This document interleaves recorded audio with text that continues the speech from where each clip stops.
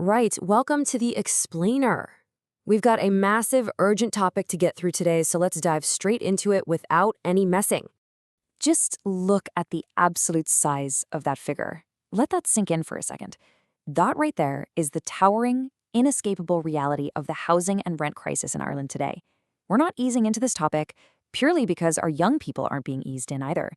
This massive reality is the very engine driving our young professionals, our tradespeople, our nurses, and our teachers straight out the door and up to the departures board. Putting a basic roof over your head has reached an absolute breaking point for working families. Section 1. The new emigration wave. Let's trace this back a bit because context here is absolutely crucial, isn't it? Back in the 1980s, emigration was driven by deep economic depression. Sure, there were simply no jobs. Fast forward then to 2008, post-Celtic Tiger crash, the bottom totally fell out of the property market and the jobs just vanished overnight. Young people had to leave just to find a wage. But the 2020s? Well, this is a completely different story altogether.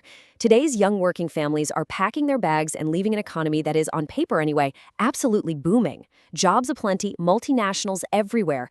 But the actual housing infrastructure to support the workers, that is completely fractured. And the physical reality of this crisis isn't found in stuffy economic reports. It's found in the hallways of ordinary homes across the country.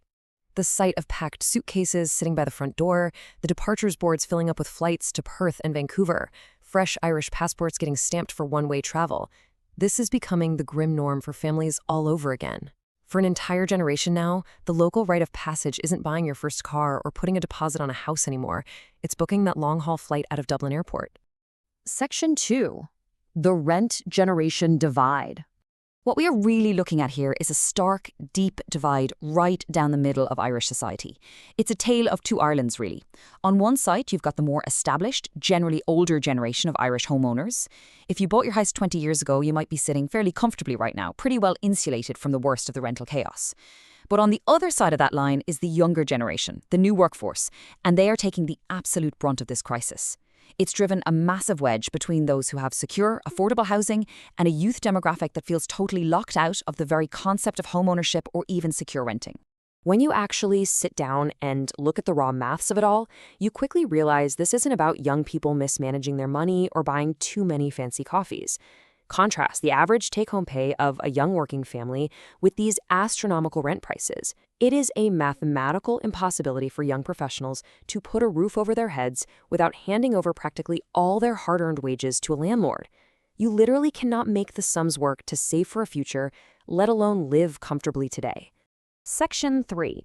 The no future sentiment. No future. Think about that. It is an awful thing to hear. A bright, hardworking, highly educated generation say there is simply no future for them in their own home country. This isn't just frustration, this is a profound sense of defeat. When you do absolutely everything you were asked to do, go to college, get a trade, land a good job, and you still find yourself living in your childhood bedroom at 30 years of age because rent is too high, well, that no future sentiment takes root deep in the psyche. And the consequence of that dark outlook is this emotional sunset. They're not leaving because they want a grand adventure. They're leaving because they are just desperately seeking a chance at a viable, independent life. But think of the emotional cost for the working families left behind. The mom and dad standing at the airport gates, watching their kids head off into the sunset, knowing those Sunday dinners will now be replaced by WhatsApp video calls across 12 different time zones. It fractures the family unit in a way that data just cannot measure. Section 4. Bound for Australia and Canada. So where exactly is all this brilliant young talent fleeing to? Well, the numbers make it brilliantly clear. The vast majority are heading straight for Australia and Canada.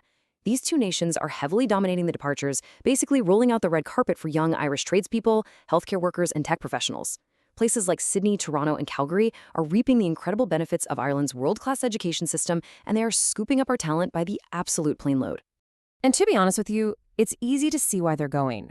Just compare the viable living opportunities, the balance of wages to rent, in Australia and Canada against the severe crisis back home. Young workers are finding they can actually get a fair crack of the whip over there. They're finding a decent quality of life, an ability to rent a proper place, and actually save money at the end of the month. Things they simply cannot do right now in Cork, Dublin, or Galway. So they're voting with their feet. Section 5. Impact on working families. This all ripples back to create a really clear, terrifying domino effect here at home. Step 1, the youth are forced out by the sheer lack of affordable housing. Step 2, we see the immediate, massive loss of these young professionals, tradespeople, and creatives to places like Australia and Canada.